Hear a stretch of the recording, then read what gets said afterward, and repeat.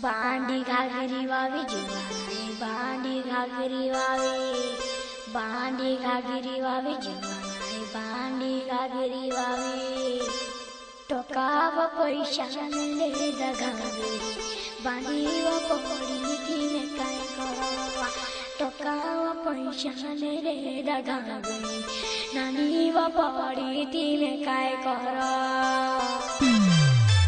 गायक कलाकार शिवम बड़ौले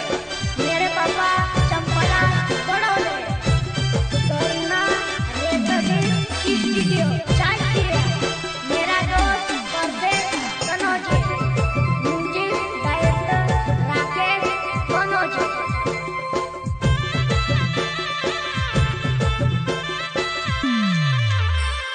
बांडी घागरी वाई बनाए बांडी घागरी बांडी घागरी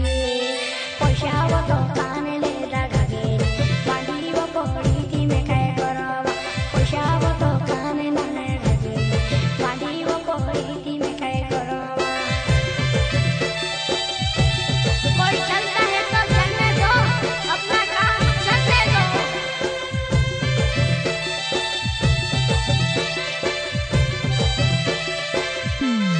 पर बांधे घागरी अभी नेची से बांधे घागरी पर बांधे घागरी अभी नेची से बांधे घागरी कभी नानी मोटी घागरी ने साइड भूल जा कभी नानी मोटी घागरी ने साइड भूल जा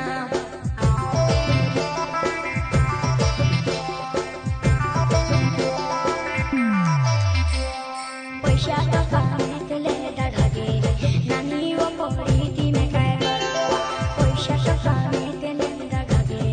नानी वो पकड़ी थी मैं काय